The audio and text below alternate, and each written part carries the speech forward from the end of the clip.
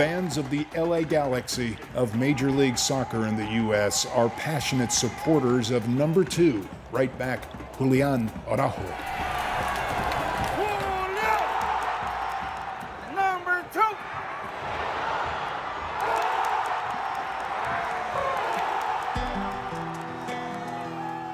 Araujo also a favorite of the media, with his rags to riches American dream story.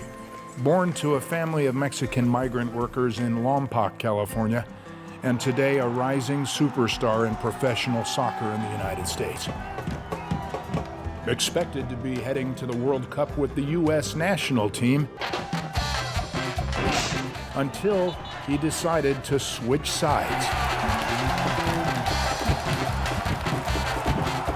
and play for his parents' native Mexico. Mexico's national team in the World Cup, to the embarrassment of U.S. soccer. Announcing on Twitter, "My heart is with Mexico." Explaining his decision during a rare podcast before going into seclusion in Mexico to prepare for the World Cup. It was a decision that was really hard for me.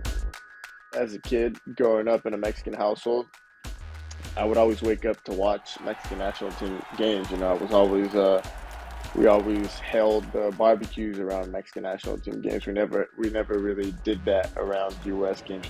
I wouldn't wake up early to watch the U.S. games. I would always wake up early to watch Mexico games. It was that was kind of my thing. You know, growing up, I always wanted to represent Mexico.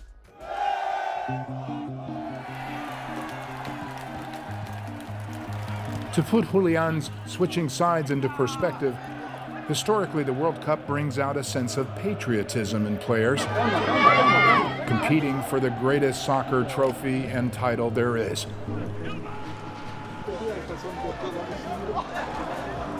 So it can be big news if a player does not play for his own country. However, it happens more frequently than you might think. For example, in the 2018 World Cup, there were 20 players who chose to play for countries other than their own, for a variety of reasons. Julian says another reason he chose to play for Mexico's national team in the World Cup is because he says he felt disrespected by U.S. coaches, non-Hispanic coaches, who he says showed too much favoritism toward non-Hispanic players. Julian says U.S. coaches need to improve their relationships with young Hispanic players. They didn't make me feel at home, you know. I think one of the things is just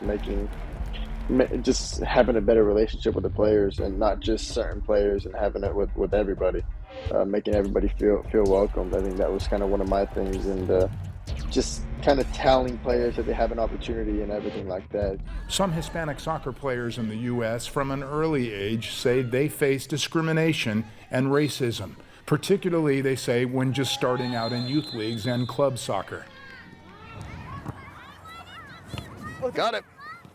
Los Angeles-based youth coach Sasha Vandermos van Spijk, who has coached some of the top Hispanic youth league players in Southern California, confirms that he has at times seen them treated differently than teams with non-Hispanic players.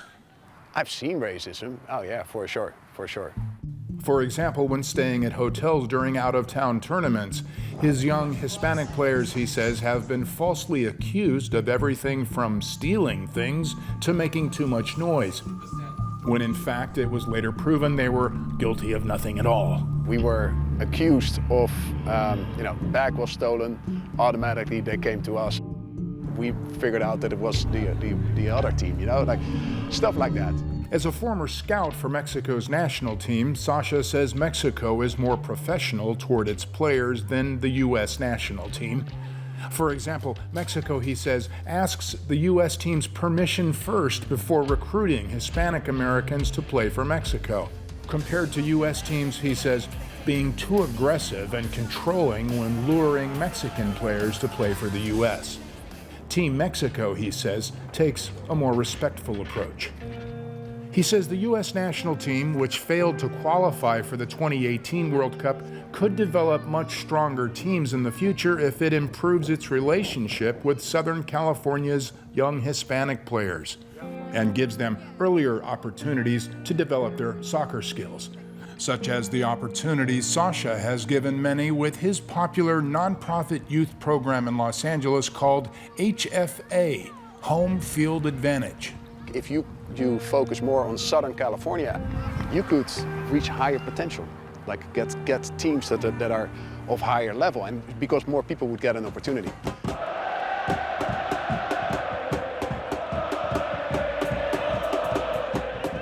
Some Hispanic fans at LA Galaxy games say when you consider the majority of fans at games here are Hispanic, and the majority of the Galaxy's players, past and present, are also Hispanic, it seems a bit disrespectful, they say, if not awkward, that the two majestic sports heroes statues out front of the stadium honor two non-Hispanic players. Landon Donovan, who in fairness is considered the best U.S. soccer player of all time, and David Beckham, who played 5 years for the Galaxy and is obviously a household name in soccer circles around the world. Though in terms of goal production for the Galaxy, several Hispanic players over the years have scored more goals than Beckham's 18 goals for the Galaxy. One of them, Ecuador's Eduardo Hurtado, a big guy they said was like a tank. Hence his nickname El Tanque. And another, El Salvador's Mauricio Cienfuegos. But out front of the Galaxy Stadium, fans find no statues of them or any other Hispanic players. The LA Galaxy's Jorge Villafaña has played for both the U.S. national team and for Mexico's national team. Mexican-American. Jorge says playing for Mexico, for Mexican fans in Mexico City's famed 100,000-seat Estadio Azteca, was in some ways more challenging, he says, because Mexican fans are more passionate about their soccer or football and tougher on Mexico's players than fans in the U.S. And it was like their religion. It was crazy.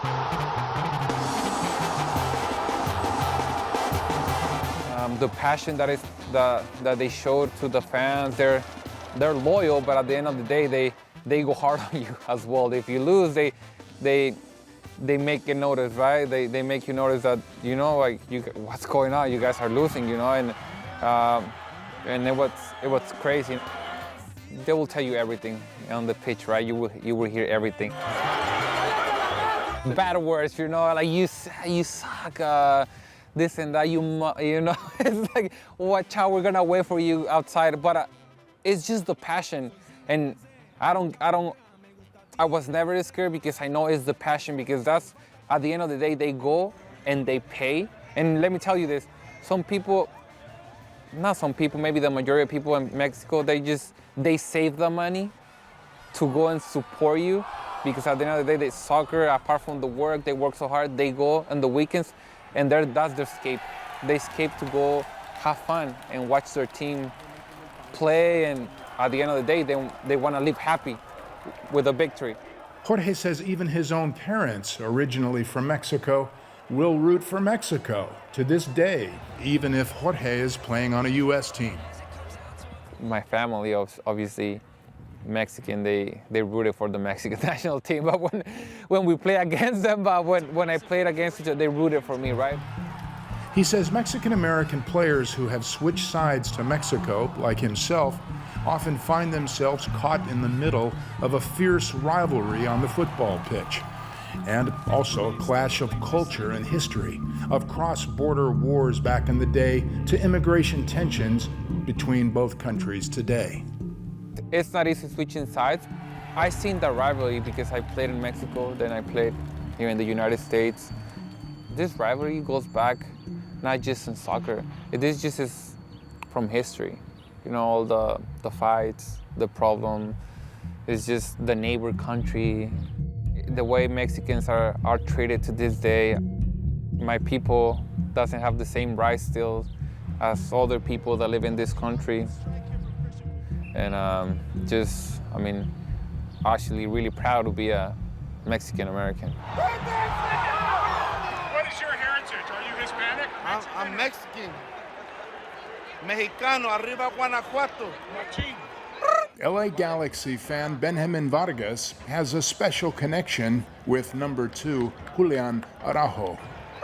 And me and Julian Araujo are cousins. He says he too is a proud Mexican American who proudly supports Julian's decision to play for Mexico in the World Cup that honors Julian's Mexican heritage. What about him playing for Mexico in the World Cup? Best decision he ever made of his life. They say it's a tough decision for them to switch sides.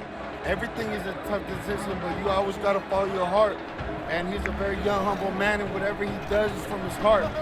What about the United States saying, oh, Mexico's stealing players? It's fine. Anybody can say anything. Anybody can do anything. But at the end of the day, every man for themselves, and we all have our own decisions.